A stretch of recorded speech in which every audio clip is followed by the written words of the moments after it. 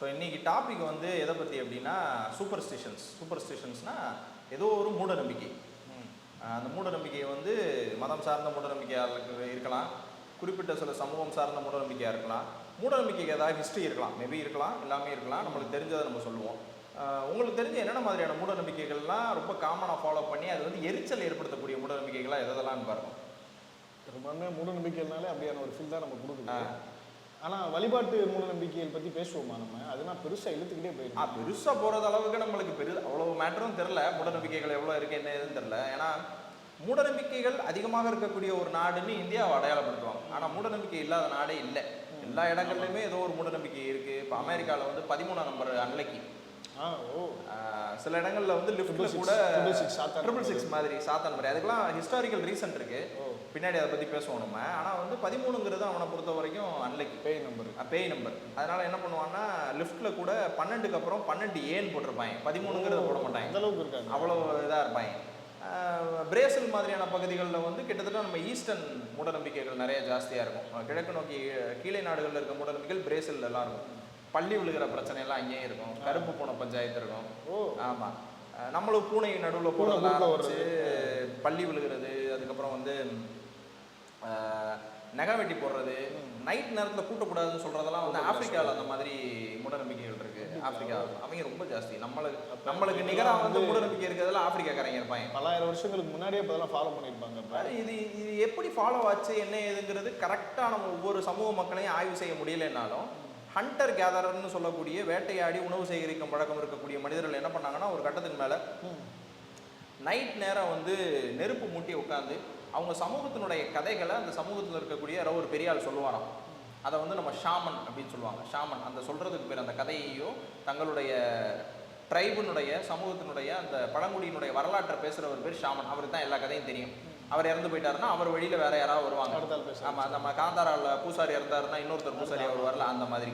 இப்போ அவர் வந்து இந்த கதைகளை சொல்லும்போது அவருடைய எண்ண ஓட்டங்களையும் சேர்த்து அவர் சொல்லிடுறதாகவும், பின்னாடி வந்து கொஞ்சம் கொஞ்சமாக தனக்கு முன்னாடி இருந்த ஒரு நபர் வந்து ஒரு நடைமுறையை ஃபாலோ பண்ணுறாரு, அது அவருக்கு சக்ஸஸ் கொடுத்துச்சு, அதனால அதே நடைமுறையை நம்மளும் ஃபாலோ பண்ணலாம் அப்படின்னு வந்ததாக மூட நம்பிக்கைகள் இருக்கலாம்.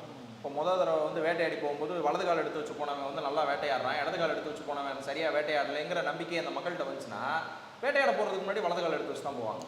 இல்லை, இதெல்லாம் வந்து ஃபஸ்ட்டு மக்கள் மத்தியில் புகுத்துனதுக்கான காரணம் ஒரு இண்டிவிஜுவல்ஸுடைய காரணமாக இருக்கிறதுக்கான வாய்ப்பு பெரும்பாலும். இந்த இப்போ வந்து இந்த மன்னர்களுக்கெல்லாம் ராஜகுருன்னு சொல்லிட்டு ஒரு குரூப் இருந்துச்சு, அந்த மாதிரியான டீம் நம்ம சொல்லாமல் அவங்கள கைட் பண்ணுறதுக்கு வந்து வேற ஏதாவது ரொம்ப அறிவார்ந்தமாக கைட் பண்ணுறதுக்கு ஒன்றுமே. ராஜகுரு தான் வேலையை விட்டு தூக்கியாச்சு மறுபடியும். இப்போ இல்லை, முன்னாடி அதான் கடும் எதிர்ப்பு வந்து வேலையை விட்டு தூக்கியாச்சு. ஆமாம், என்னன்னா அதெல்லாம் போய் ஃபாலோ பண்ணுறாருங்க. இதெல்லாம் ஃபாலோ பண்ணுறதெல்லாம் எல்லா காலகட்டத்திலையும் இருக்கும்ப்பா. ஜெயலலிதாவுடைய ஆட்சியிலையும் அதெல்லாம் இருந்துச்சு, எல்லா ஆட்சியிலையும் இருக்கும். தனிப்பட்ட ஒருத்தவரை வந்து பெரிய தனி ஒரு நபரை வந்து தன்னுடைய ஆலோசகராக வச்சுக்கிறது வந்து அந்த தனிநபரனுடைய நம்பிக்கை தான். ஆலோசனைன்றது கூட அறிவு சார்ந்து இருந்துச்சுன்னா பிரச்சனை கிடையாது. ஆனால் இது எல்லாமே ரொம்ப இந்த அதனால தான் நம்ம தனிநபர்களை நம்பாமல் கருத்தியலை நம்புறதுக்கு உண்டான காரணம். ஏன்னா கருத்தியல்ன்றது ஒரு தனிநபர் மட்டும் கொடுத்துட்டு போகிறது கிடையாது. நிறைய பேர்கிட்ட போய் அதை கரெக்ஷன் ஆகி மாறி மாறி வந்து வேலிடேட் ஆகி வர்றது, அது நல்ல விஷயம். ஆனால் மூட நம்பிக்கைகளை பொறுத்த மட்டும் வந்து வேற காலகட்டத்தில் வேலிடேட் ஆகி வந்திருக்கும். ஆனால் அது வேற காலகட்டத்தில் அதை எதிர்த்து பேசுறதுக்கு பெரும்பாலும் ஆட்கள்லாம் போயிடலாம். வழிமுறைகளோ மூட நம்பிக்கைகளோ வந்து எதிர்த்து பேசுறதுக்கு ஆள்லாம் போயிடலாம். ஆனால் அதே மாதிரி இன்னொரு பொதுஜன பார்வையும் இருக்குது. என்ன பார்வை அப்படின்னா, மூட நம்பிக்கைகள்னாலே வந்து படிக்காதவங்க ஃபாலோ பண்ணுறது, பாமர மக்கள் ஃபாலோ பண்ணுறதுன்னு சொல்லிட்டு டக்குன்னு நம்ம ஒதுக்கி வச்சுருவோம். அப்படி எடுத்துக்கிட்டு. ஆமாம், நம்ம சொன்ன மாதிரி இந்த வேல் அழகு ஊத்துறதுல ஆரம்பித்து, தீ மிதிக்கிறதுல ஆரம்பித்து, மொட்டை அடிச்சுக்கிறதுல ஆரம்பித்து, வலது கால் எடுத்து வச்சு உள்ளே வர்றதுல ஆரம்பித்து, இந்து மத நம்பிக்கைகளாக இருக்கட்டும், முஸ்லீமில் இருக்கலாம், கிறிஸ்டின்ஸில் இருக்கலாம், எல்லாத்துலேயும் இருக்கலாம். ஆனால் அந்த நம்பிக்கைகளை வந்து படிக்காதவங்க மட்டும் தான் ஃபாலோ பண்ணுறான், பாமர மக்கள் மட்டும் தான் ஃபாலோ பண்ணுறாங்க அப்படின்னு சொல்லிட்டு ஒரேடியாக ஒதுக்கிட முடியாது. படித்தவங்க ஃபாலோ பண்ணுற மூட நம்பிக்கைகளும் இருக்குது. சொன்னோன்னே எனக்கு ஒரு விஷயம் வந்து சொல்லுவார். இதில் வந்து ஆந்திராவில் வந்து ஒரு 2 பேர் பேரண்ட்டு, 2 பேரும் 2 பேருமே வந்து காலேஜ் பிரின்சிபல்.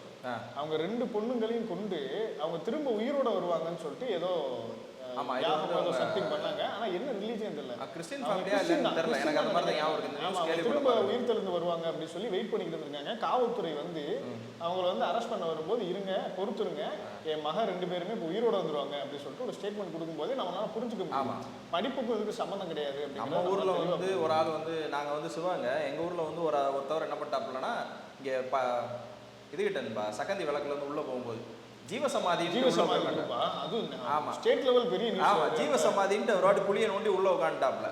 கலெக்டர்ல இருந்து எஸ்பில இருந்து எல்லாரும் வெயிட் பண்ணி நிக்கிறாங்க. எப்போ புதைவா? ஆமா, இது புதைவாரா இல்ல மண்ணலி போட்டு வரலாமான்னு நிக்கிறாங்க. தெரியல, ப்ரோக்ராமை கேன்சல் பண்ணிட்டு போயிட்டாங்க. கேன்சல் ஆயிடுச்சு. ஆமா, அதுக்கப்புறம் ஜீவசமாதி ஆக முடியாதுன்னு தெரிஞ்சு போச்சு அவருக்கு. அதெல்லாம் நடந்திருக்கு. படிச்சவங்க எல்லாருமே வந்து அதுக்கு உடன்படுறாங்களான்னா ஆமா. இப்போ ரீசெண்டாக வந்து இவர் இது ஒரு 1.5 வருஷம் 2 வருஷத்துக்கு முன்னாடி நடந்துச்சுன்னு நினைக்கிறேன். ஐஐடியினுடைய ஒரு உயர் பதவியில் இருக்க ஒரு ஃபேக்கல்ட்டி, அவர் வந்து ஒரு முக்கியமான டெக்னாலஜிக்கல் டெவலப்மெண்ட்டுக்கு ஏதோ ஒரு பங்களிப்பு கொடுக்கக்கூடிய ஃபேக்கல்ட்டி.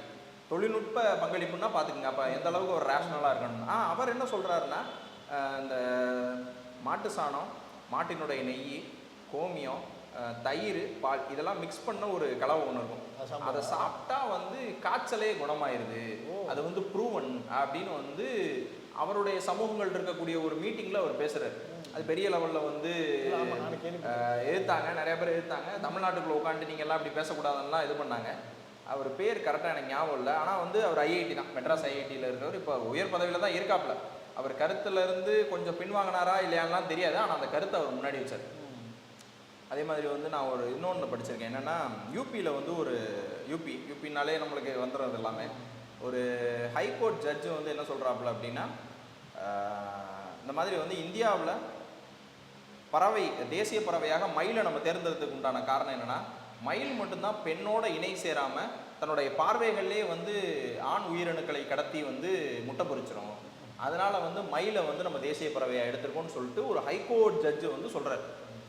ஸோ இது எல்லாமே வந்து ஹைகோர்ட் ஜட்ஜினுடைய கருத்தை சொல்கிறதுனால யாரும் நம்மளை கண்டெம்ட் ஆஃப் கோர்ட் சொல்ல முடியாது. ஆனால் உண்மை என்னென்னா, ஒரு உயர் பதவியில் படித்தவங்களுக்கும் இந்த மாதிரியான மூட நம்பிக்கைகள், இந்த மாதிரியான அடிப்படை விஷயங்களை தகர்த்தெறிகிற மாதிரியான சல்லித்தனமான நம்பிக்கைகள் இருக்குன்னு யோசிக்கும் போது இது வந்து தனி மனிதர்களுக்கு உண்டானது கிடையாது.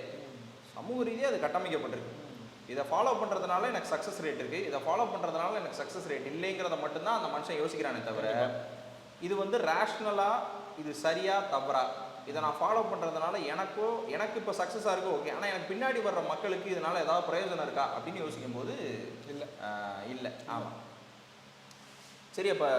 இப்போ வர்ற ஜென்சி அவங்கக்கிட்ட மூட நம்பிக்கை இருக்குமா? இருக்கா? ஜென்சியை நான் வந்து இந்த விஷயங்களில் கரெக்டாக வாட்ச் பண்ணுறேன். ஆனால் கண்டிப்பாக உறுதியாக இருக்கும். ஏன்னா இவங்க ரொம்ப அடிப்படையான விஷயங்களே நிறைய தவறுகள் பண்ணிக்கிட்டு இருக்கும்போது ஃபுல்லாக ரொம்ப டிஜிட்டலைஸ் ஆகிட்டாங்களே தோழர். அதனால் இதை மறுத்து அவங்க திங்க் பண்ணுறதுக்கான வாய்ப்பு. என்னை கேட்டால் அதுவே ஒரு மூட நம்பிக்கை தான் நான் சொல்லுவேன். நீங்கள் வந்து இப்போ நம்ம வந்து ஏதாவது ஒரு பிரச்சனைக்கு ரோட்டில் இறங்கி போராடணும்பான்னு ஒரு ஜென்சிகிட்ட போய் சொன்னோன்னா, நான் ஏன் ரோட்டில் இறங்கி போராடணும், நான் என்னுடைய சமூக வலைதளத்திலே என்னுடைய கருத்தை நான் தெரிவித்து நான் என்னுடைய கண்டனத்தை நான் தெரிவிச்சிருவேன்னு நம்ம சொல்லும்போது அதுவே அவனோட மூட நம்பிக்கை. கண்டிப்பாக சமூகம் எப்படி செயல்படுதுங்கிறது தெரியாமல் அவன் இருக்கான், அது அவனோட மூட நம்பிக்கை. இன்னொன்று என்னென்னா வந்து ஒரு சின்ன டேர்ம், இந்த டேர்ம் பற்றி வந்து தனிப்பட்ட முறையில் ஒரு வீடியோ போடணும். ஆனால் இந்த விஷயத்தில் அதுவும் மூட நம்பிக்கை தான். அது வந்து நவீன மூட நம்பிக்கைன்னு நான் சொல்கிறதுக்காக அந்த டேர்ம் சொல்லிட்டு நம்ம செஷனை வந்து கம்ப்ளீட் பண்ணுவோம். என்னென்னா சர்வேலன்ஸ் கேபிட்டலிசம் அப்படின்னு ஒரு டேர்ம் இருக்குது. சர்வேலன்ஸ் கேபிட்டலிசம்ங்கிறது ஒரு புத்தகமாக கூட ஒருத்தவங்க எழுதியிருக்காங்க. அவங்க பேர் வந்து சுஷானா ஜூபாஃப். வேணால் போய் டைம் இருக்கிறவங்க செக் பண்ணி பார்க்கலாம். சுஷானா ஜூபாஃப் வந்து என்ன பண்ணுறாங்கன்னா, சர்வேலன்ஸ் கேபிட்டலிசம் என்னங்கிறதுக்கு ஒரு டெஃபினிஷன். என்ன டெஃபினிஷன்னா, ஹியூமன் பிஹேவியர், மனித நடத்தைகளை, மனித ஃபாலோ பண்ணுற ஏதோ ஒரு நடத்தைகளை பெரும் முதலாளிகள் அந்த மனித நடத்தைகளை படித்து அதை தங்களுக்கு சாதகமாக பணமாக்கிறது, இல்லைன்னா தங்களுக்கு சாதகமான மனித நடத்தைகளை அவங்கள நடக்க வைக்கிறது. எப்படின்னா, தொடர்ச்சியாகவே வந்து நம்ம நேற்று கில்லட் பற்றி பேசினோம். பெண்களுக்கு கை காலில் ரோமங்களை எடுக்கிறது தான் அழகுன்னு சொல்கிற மாதிரி சமூக வலைதளங்களில் ரொம்ப ஃபேமஸான ஒரு ஒரு ஆப் ஒன்று இருக்குது. அந்த ஆப் பேர் ஸ்னாப் சாட்டுன்னு நினைக்கிறேன். ஸ்னாப் சாட், ஆமாம், something like that. Snapchat என்ன பண்ணோம்னா வந்து நம்ம ஃபோட்டோ எடுக்கும்போது ஃபில்டர் அதுவாக கொடுக்கும். அதுவாக என்னுடைய காம்ப்ளெக்ஷனை ஒயிட்டாக காட்டும், அதுவாக என்னோட குடமிளகா மூக்க சின்னதாக காட்டும், அதுவாக என்னோட தாடையை வந்து ஷேப் பண்ணும். அப்போ நான் வந்து கண்ணாடியில் பார்க்கும்போது எனக்கு ஆக்சுவலாக நான் என்ன முகமோ அது தெரிஞ்சிடும். ஆனால் நான் இந்த திரையில் நான் என்னுடைய முகத்தை பார்க்கும்போது என்னென்னா, அந்த திரை எனக்கு என்ன சஜஸ்ட் பண்ணுதுன்னா, நீ இப்படி இருக்கிறது நல்லா இல்லை, இந்த பாரு நான் உனக்கு வேற ஒன்று காமிக்கிறேன் பாரு, நீ இப்படி இருக்கிறது தான் நல்லா இருக்குன்னு சொல்லி என்னை ஒரு போலியான பிம்பமாகவே நான் அந்த திரை வழியாக பார்க்குறேன். ஸோ அப்போ ஆட்டோமேட்டிக்காக இது அழகு, இது அழகு இல்லை, இது அறிவு, இது அறிவு இல்லை, இது வந்து உகந்தது, இது உகந்தது இல்லைன்னு தவறான பாதையை நோக்கி போகிற ஜென்சியும் மூட நம்பிக்கை தான் என்னை கேட்டாங்க. அசிங்கமாக இருந்தால் அசிங்கமாக இருந்துட்டு போதே பெண்ணை, அது வந்து அசிங்கம்ன்ற வார்த்தையை கூட ப்ரிஃபர் பண்ணாமல் ஒரு குறிப்பிட்ட நபருக்கு அது அட்ராக்டிவ் இல்லாமல் இருந்துச்சுன்னா இருந்துட்டு போதுன்னு சொல்கிறதுல என்ன பிரச்சனை? நான் வந்து ஏன் கண்டிப்பாக அழகாக இருக்கணும்? நான் வந்து அறிவாக இல்லைன்னா நான் வந்து கவலைப்படுவேன். நான் வந்து இந்தந்த விஷயங்களில் வந்து எனக்கு நான் ரொம்ப பிற்போக்குத்தனமாக நான் யோசிக்கிறேன், இந்த விஷயத்தில் என்னால் சர்வே பண்ண முடியாது போல், எனக்கு அறிவு ரொம்ப கம்மியாக இருக்குது அப்படின்றது ஓகே. நான் வந்து இந்தந்த விஷயங்களில் என்னால் கம்பீட் பண்ண முடியல, நான் கவலைப்படுறேன். ஒருத்தன் வந்து அழகா இல்லைங்கிறத வந்து ஏன் இவ்வளோ ஒரு காம்ப்ளெக்ஸாக வந்து மக்கள்கிட்ட கொண்டு போய் சேர்க்கணும்? இது வந்து இதில் ரொம்ப பிரச்சனை என்னென்னா, இது வந்து ஆண்கள்கிட்ட அவ்வளோவா இல்லை. நம்ம வந்து ஒரு ஆளை போயிட்டு பையன்லாம் பசங்க சும்மா நக்கல் பண்ணும்போது யாராவது வந்து மூஞ்சியை பாரு நல்லாவே இல்லைடா, என்னடா இவ்வளோ கேவலமாக இருக்குன்னு சொன்னா நம்மளுக்கு பெரிய பிரச்சனையா இருக்காது. அவன் ஒரு 1000 தடவை கேட்டிருப்பேன், என்ன கேவலமான ட்ரெஸ்ஸுடா, இல்லைடா முகரதுன்னு கேட்டா ஆமாம் சரி நன்றி தொடர்ந்து போயிடலாம். இது யாருக்கு வந்து ரொம்ப இக்கட்டா வந்து ஒரு மாதிரி மனசு உதைக்கிற மாதிரி இருக்குன்னா பெண்களுக்கு ரொம்ப இதாக இருக்குது. அப்போ நம்ம பெண்கள்கிட்ட வந்து நீ அழகா இருக்கிறது வந்து உன்னுடைய ரொம்ப முக்கியமாக, நீ பிறந்து வளர்ந்து வர்றதுக்கு நீ அழகா இருக்க வேண்டிய ரொம்ப அவசியம் இருக்குன்னு பெண்கள்கிட்ட புகுத்தி பெண்கள் சமூகத்துக்கு கொடுக்கக்கூடிய ஒரே விஷயம் வந்து தங்களை ஒரு அழகான ஒரு ஆட்களாக தன்னை காட்டிக்கொள்ளணும்னு நினைக்கும் போதே ஆட்டோமேட்டிக்காக என்ன ஆயிடுது அப்படின்னா அவங்களால செயல்பட முடியாமல் போயிடுது. அதுவும் மூட நம்பிக்கை தான். தன்னை அழகாக காட்டிக்கிறதுக்கு முயற்சி பண்ணி அதற்காக தங்களுடைய நேரத்தை விரயம் பண்ணுறதும் மூட நம்பிக்கை தான். எவனா ஒருத்தர் நீ அழகில்லைன்னு சொல்லிட்டானா சர்ரா ஓகேடான்ட்டு போகாமல் அவன் சொன்ன வார்த்தை என் காதில் ஒழிச்சிக்கிட்டே இருந்து எனக்கு பிரச்சனை மனசு குமுறலை ஏற்படுச்சுன்னா அதுவும் மூட நம்பிக்கை தான். ஸோ இப்போ அந்த மூட நம்பிக்கைன்றது வந்து தனிப்பட்ட முறையில் வந்து பாமரன்ட்ட இருக்கும், படித்தவன்ட்ட இருக்குது, அதெல்லாம் சொல்ல முடியாது. அம்பானியும் போய் ஆரத்தி காமிச்சிக்கிட்டு தான் இருக்காரு. லட்சக்கணக்கான கோடி சொத்து வச்சுருக்கவங்களும் வந்து லம்போயினி கார் முன்னாடி வந்து தேங்காய் உடைக்க தான் செய்கிறாங்க. எல்லாமே நடந்துக்கிட்டு தான் இருக்குது. விவேக் சொல்கிற மாதிரி வந்து வண்டிக்குள்ளே 720 ஸ்பேர் பார்ட்ஸ் இருக்குது, வெளியே நீ கட்டி விடுற எலுமிச்சம்பழமாடா அதை வண்டியை ஓட வைக்கும் போதுன்னு கேட்குற மாதிரி ஏதோ ஒரு வகையில் அந்த நம்பிக்கைகள் இருக்குது. அந்த நம்பிக்கைகள் வந்து இருக்கலாம். கடவுள் நம்பிக்கை வந்து என்னை பொறுத்த வரைக்கும் எனக்கு கடவுள் நம்பிக்கை இல்லை, உங்களுக்கும் கடவுள் நம்பிக்கை இல்லை. ஆனால் அந்த கடவுள் நம்பிக்கை வந்து என்னை பாதிப்பு ஏற்படுத்தாமல் நிறுவனமயமாக்கப்பட்டு ஒரு சமூகத்தை அது சிதைக்காமல் இருந்துச்சுன்னா எனக்கு அந்த கடவுள் நம்பிக்கை இருந்துட்டு போது நான் விட்டுருவேன். மூட நம்பிக்கையை அந்த மாதிரி நம்ம எடுத்துக்கலாம். நம்மளுக்கு பாதிப்பு, நம்மளோட ஒரு ப்ராக்ரஸில் நம்ம போயிட்டு இருக்கோம், அந்த ப்ராக்ரஸில் வந்து அது மாற்றத்தை ஏற்படுத்துச்சு அப்படின்னா அது தவறான ஒரு மாற்றமாக இருந்துச்சுன்னா அதை வந்து மிதித்து நகட்டி தூக்கி போடுறது கரெக்டாக இருக்கும். ஆனால் இன்ன வரைக்கும் கடவுள் நம்பிக்கையில் இருக்கக்கூடிய ஆட்கள் வந்து உணவுப் பொருட்களை விரயம் பண்ணக்கூடிய விஷயங்கள்லாம் தொடர்ச்சியாக பண்ணுறாங்க. அதெல்லாம் நிறையா இருக்குது. ரொம்ப பீக் மூட நம்பிக்கை தானே எல்லா டைமும். ஆனால் இப்போ ரீசெண்ட் டைமிங்லாம் வந்து உத்தரப்பிரதேசம் தான் நினைக்கிறேன், அங்கே லட்சக்கணக்கான லிட்டர் பாலை வந்து வேஸ்ட் பண்ணதான் சொல்லிட்டாங்க. ஆமாம், உள்ளே ஊற்றி அப்போ ஒரு சின்ன பொண்ணு வந்து ஒரு சட்டி எடுத்துகிட்டு வந்து அந்த பாலை பிடிக்க வரும், அதில் ஊற்றாமல் கூட தண்ணியில் ஊற்றிடுவார். ஸோ அந்த அளவுக்கு அந்த மோசமாக அதை ஃபாலோ பண்ணுறாங்க. இங்கேயும் தமிழ்நாட்டிலேயே நிறைய இடங்கள். அது மைண்டை வந்து பிரெயின் ராட் ஆக வைக்கிறதுல சோஷியல் மீடியாவுக்கு முன்னாடி மைண்டை பிரெயின் ராட் ஆக வைக்கிற முக்கியமான பணி வந்து கடவுள் நம்பிக்கையை செஞ்சிச்சுன்னு நினைக்கிறேன். காட் டில்யூஷன் அப்படின்னு சொல்லி ஒரு புத்தகம் இருக்குது. காட் டில்யூஷன்னா என்னென்னா கடவுளை நம்பக்கூடிய உன்னுடைய மனப்பான்மையும் பைத்தியக்காரத்தனமானது அப்படின்னு சொல்கிற மாதிரி இருக்கும். அது நிறைய பேர் கோபத்தை கூட ஏற்படுத்தும்.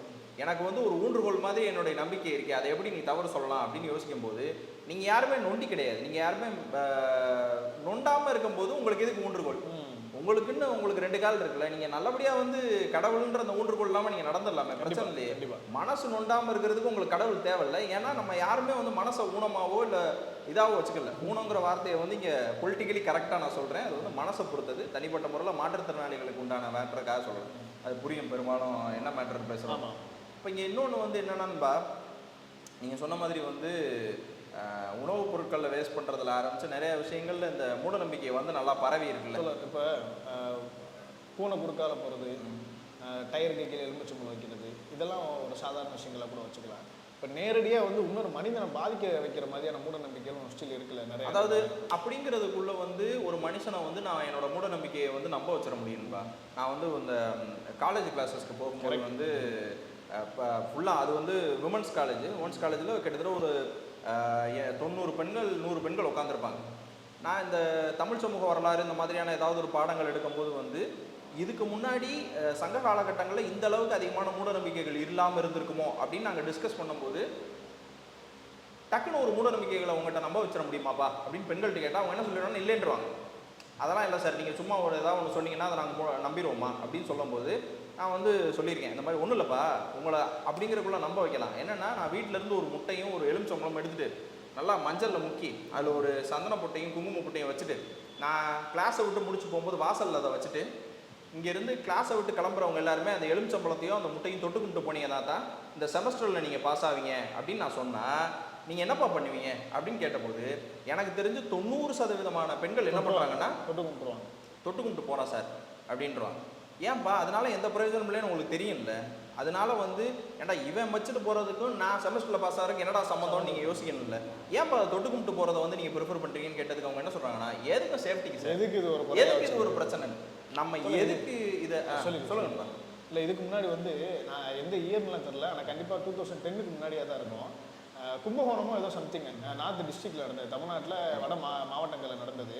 எங்கேயோ ஒரு குழந்தை பிறந்து அந்த குழந்தை வந்து பிறக்கும் போதே வந்து சாத்தான் மாதிரி ஏதோ சாபம் விட்டு இந்த மாதிரி தேங்காய் உடைக்கல அப்படின்னா பிள்ளைகளை வந்து நான் காவு கொடுத்துருவேன் அப்படின்னு சொல்லிட்டு சொன்னதா ஒரு பெரிய ரூமர் கிளம்பிச்சு பார்த்தீங்களா. நான் இருக்கா உங்களுக்கு ஊர் முழுக்க அதை நம்பலைனாலும் ஐயோ நம்ம பிள்ளைக்கு ஏதாவது ஆயிருமோ சொல்லிட்டு பயந்துட்டு எல்லாரும் தேங்காய் உடைச்சாங்க. உங்களுக்கு ரோடு ஃபுல்லாக தேங்காய், சிவகங்கை முழுக்க அப்படியா ரோடு ஃபுல்லாக தேங்காய் தோழர். நான் கிட்டத்தட்ட 6வது 7வது படிச்சுக்கிட்டு இருப்பேன். ஆனால் நல்லா ஞாபகம் இருக்கு. அப்போ நம்பாதவங்க நம்ம வீட்டில் சின்ன பிள்ளைங்க இருக்காங்களே அப்படின்னு சொல்லிட்டு சிலர் போய் எதுக்கு வம்பு, இது யாருக்கு இந்த நம்ம நம்பலைனாலும் எதுக்கு வம்பு அப்படின்னு சொல்லி நம்ம குறிப்பிட்ட சில நடைமுறைகள் நம்ம பின்பற்றுறது யாருக்கு நம்ம பலமாக்கி விட்டுறோம், யாருக்கு அந்த அதிகாரத்தை கொடுத்துறோம்னா அது மூலம் ஒருத்தன் காசு சம்பாதிப்பான், அவனுக்கு அதிகாரத்தை கொடுத்துரும். கரெக்ட். நம்ம வந்து கோயம்புத்தூர்ல ரொம்ப ஃபேமஸான ஒரு ஆசிரமம், என்ன ஏதுன்னு சொல்ல எல்லாருமே தெரியும். ஆசிரமம் இல்லை அது உண்டு.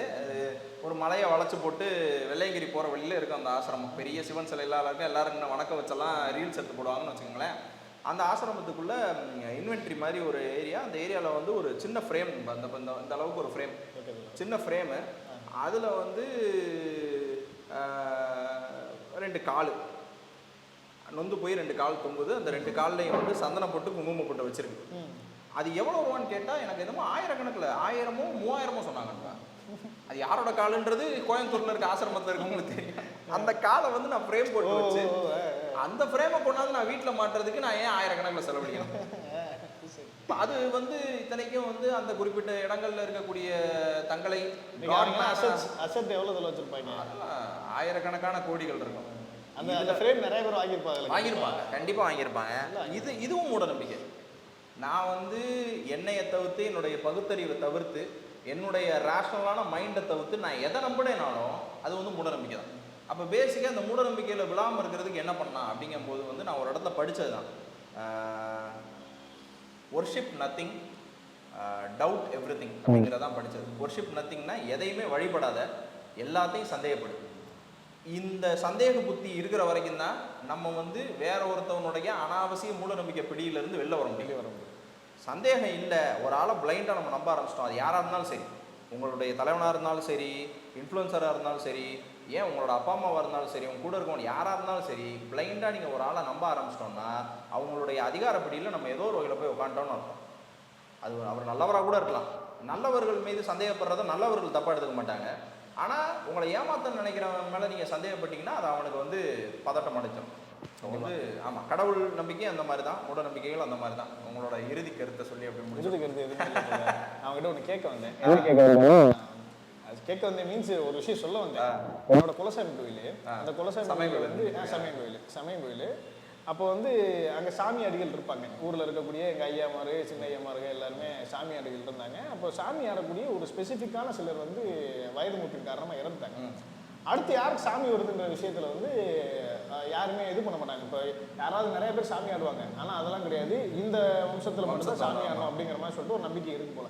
அப்போ அந்த வம்சத்தில் யாருக்குமே சாமி வரவே இல்லை. இப்போ என்ன பண்ணுறது அப்படின்ற போது ஒரு கன்சல்டன்ட்டை போகிறாங்க. யாருன்னா ஒரு கோடாங்கி இந்த சைடு மதுரை சைடு ஒரு பகுதியில் இருக்காங்க போல. வீட்டு முன்னாடியே கிட்டத்தட்ட ஒரு 15-20 பேர் நல்லா ஒயிட் அண்ட் ஒயிட்டில் உட்காந்து டிஸ்கஸ் பண்ணுறாங்க. இந்த மாதிரி போகணும், அவர் போய் கூட்டிகிட்டு வரணும் அப்படின்ற மாதிரி சொல்லிட்டு நாங்கள் போய் நிற்கலை. அவங்க எதுவும் பேசுகிறாங்கிறனால சும்மா காதை மட்டும் போட்டேன், சரி என்ன பண்ணுறாங்கன்னு பார்ப்போம் அப்படின்னு சொல்லிட்டு. நான் அவங்க இருக்கும்போது என்ன கேட்குறேன், சரி இதெல்லாம் ஓகே, அவரை கூப்பிட்டு வர போகிறீங்க, எவ்வளோ அவருக்கு பேமெண்ட் அப்படின்னு சொல்லிட்டு கேட்குறேன். நீங்கள் சொல்லுங்கள் தோழர் எவ்வளோ கேட்டிருப்பாரு அப்படின்ட்டு. ஒரே நாள் அதிகபட்சம் ஒரு 2 மணி நேரத்தில் அந்த வேலை முடிஞ்சிடும். 2000-3000 தோழர் 15,000 கேட்டிருக்காங்க. 15,000 கொடுத்துருக்காங்க. கொடுத்து கூட்டிகிட்டு வந்து அந்த 2 மணி எனக்கு தெரிஞ்சு நான் அங்கேயே சொல்லிட்டேன். நான் அங்கேயே சொல்லிட்டேன், ஏங்க பெரிய எம்பி படித்த பெரிய டாக்டர் கூட ஒரு கன்சல்டிங் எனக்கு தெரிஞ்சு நம்ம இதெல்லாம் சொல்றதுனால வந்து இந்த வீடியோ 4 பேர் தான் பார்க்க போறாங்க. இந்த நான் வீடியோ பார்க்குற 4 பேரும் இதுலேருந்து வெளியே வரணும்னு யாரும் ஐடியா பண்ண மாட்டாங்க. நம்மளும் கொடாங்க பெறலான்ட்டு ஏதோ ஜாப் ஆப்பர்ச்சுனிட்டிஸ் கொடுக்குற மாதிரி இப்போ நடந்துச்சு 15,000 சம்பாதிக்கிறாங்களா உங்களுக்கு டிஎன் கவர்மெண்ட்ல இப்போ நடந்துச்சுல. அதாவது அப்பயே வந்து உங்களுக்கு டிஎன்பிசி எக்ஸாமில் படிக்கக்கூடிய ஆட்களுடைய கருத்து அது இன்னொரு ஒரு ரொம்ப தமிழ்நாட்டில் ரொம்ப நிறைய பேர்னால அறியப்பட்ட ஒரு நிறுவனம். ஆமாம், ஒரு நிறுவனம், ஒரு கோச்சிங் சென்டரு. அவங்க போட்டிருக்காங்க பதிவு போட்டு, கடந்த ஆட்சிகளில் வந்து இப்படி ஒரு ஏமாற்றத்தை நாங்கள் சந்திச்சிருக்கோம், நீங்களும் எங்களை ஏமாத்துறாங்கன்னு இந்த போஸ்ட்டை போட்டு அடுத்து ட்ரோல் பண்ணுற மாதிரி என்ன போட்டிருக்காங்க அப்படின்னா, நீங்கள் டிஎன்பிசிலாம் படிக்காதீங்க, போய் ஆஸ்ட்ராலஜி படிங்க. இப்போ ஆஸ்ட்ராலஜி படிச்சிங்கன்னா உங்களை தூக்கி உட்கார வச்சுருவாங்க, பெரிய பொறுப்பில் உட்கார வச்சுருவாங்க சொல்லிட்டு ரொம்ப அது வந்து ஒரு இண்டிவிஜுவலாக அல்லது ஒரு கவர்மெண்ட்டை வந்து ட்ரோல் பண்ணுற ஒரு மீமா எனக்கு தெரியலை. அவங்களுக்கு அது வருத்தமாயிடுச்சு, பெரிய சங்கடம். உண்மையிலே மனப்பான்மையை சந்தேகத்துக்கு உள்ளாக்கிட்டே இருக்கணும் போல. நம்ம மனப்பான்மையை சந்தேகத்துக்கு உள்ளாக்க முடியல. இப்போ நம்ம மூடநம்பிக்கை பற்றி எதிராக பேசுகிறோங்கிறக்காக நம்மளை அறியாமல் நம்ம பின்பற்ற நிறைய விஷயங்கள் வந்து நம்ம கரெக்டாக தான் நம்ம இருக்கோம்னா கிடையாது, கரெக்டாக இருக்காது. ஆனால் சுய பரிசோதனைக்கு உள்ளாக்கிட்டே இருக்கணும். நம்மளை நம்பக்கூடாது. நம்ம ஏன் இதை பண்ணுறோம், இதை பண்ணுறதுனால நம்மளுக்கு ஏதாவது நல்லது இருக்கா, இல்லையே அப்புறம் இதை பண்ணுறோம், இதனால் நம்மளுக்கு ஏதாவது பாதிப்பு இருக்கா, என்ன மேட்ரு அப்படின்றத சுய பரிசோதனைக்கு டெய்லி உள்ளாக்கிட்டே இருக்கும்போது தான் வந்து வெளில வர முடியும். இல்லை வெளில வந்து அந்த மாதிரியான விஷயங்களை சொன்னவங்களுடைய கருத்துக்களை எடுத்து ஆய்வு செஞ்சு அதுலேருந்து வெளியே வர பார்க்கணும். நீங்கள் அந்த சாமி விஷயம் சொன்னோன்னா எனக்கு இன்னொன்று ஞாபகம் வருது. அம்மா வந்து சின்ன வயசில் வந்து அவங்க ஃபேமிலிஸ் எல்லாரும் வந்து இங்கே கோயிலில் சாமியாட போவாங்க. அப்போ வந்து அம்மா வயதில் இருக்கக்கூடிய எங்கள் அம்மாவோட மாமா பசங்களாம் வந்து வேணுக்குன்னே சும்மா விளையாட்டுக்கு போய் சாமி ஆடுவாங்களாம். விளையாட்டுக்கு சாமி ஆடுறவங்களும் சரி, ஆக்ரோஷமாக பக்கத்தில் சாமி ஆடுறவங்களோட சேர்ந்து போய் இப்படி சாமி ஆடிக்கிட்டு இருப்பாங்களாம். அப்போ வந்து இங்கே இருக்க அம்மாவோட தம்பிங்க, உங்கள் மாமா எல்லாரும் என்ன பண்ணுவாங்களோ, சும்மா நக்கலுக்கு சொல்லுவாங்களாம், ஐயோ வெறும் நெருஞ்சி முள்ளா கிடைக்க அப்படிம்பாங்களாம். விளையாட்டுக்கு சாமி ஆடுறவரும் பதறி கீழே பார்ப்பாராம். ரியலாக சாமி ஆடுறதுக்கு ஒருத்தர் இருப்பார்ல, அவரும் இப்படி நகண்டு போவாராம். நெருஞ்சி முள்ளா கிடைக்க இப்படி ஆடிக்கிட்டு இருக்காளே அப்படின்னா டக்குனு கீழே பார்த்துட்டு தான் சாமியை ஆடுறதான். அது என்னன்னா அதில் உஷாராக இருக்கும் சாமி. இன்னும் நிறையா அந்த மாதிரி சம்பவங்கள் இருக்குது. ஆனால் அந்த சம்பவம்லாம் சொன்னால் சுற்றி உள்ள ஃபேமிலிஸில் இருக்கவங்க நிறைய பேர் காரி துப்பிடுவாங்க. அதனால் தனிநபர்களை எதுவும் சொல்ல முடியாது. பொதுவாகவே வந்து சாமி ஆடுறதுல ஆரம்பித்து உங்களுடைய முகம் சரியில்லைன்னு உங்கள் ஃபோன் சொல்கிறதுல வரைக்கும் எல்லாமே வந்து என்னென்னா ஏதோ ஒரு வகையில் மூடநம்பிக்கை தான். இது எல்லா மூடநம்பிக்கையும் சரி பண்ணணும். எல்லாத்தையும் வந்து நம்ம அதுலேருந்து வெளில வரணும் அப்படின்னா அதெல்லாம் தேவையில்லாத சும்மா தான். வெளில வரணும் அப்படின்னா ஒரே வழி வந்து நமக்கு நம்மளே வந்து சுயமரியாதை தன்மையோட செல்ஃப் ரெஸ்பெக்டோடு இருந்துக்கிறது. இன்னொன்று வந்து சுய பரிசோதனை செஞ்சுக்கிட்டே இருக்கிறது. அவ்வளோதான். இன்னைக்கு வந்து இப்போ இன்னைக்கு ஆமாம், இது இந்த டாபிக் வந்து இவ்வளோ தான். இதோட முடிச்சுக்கலாம். அடுத்த தடவை வேறு ஏதாவது டாபிக் வந்து நன்றி.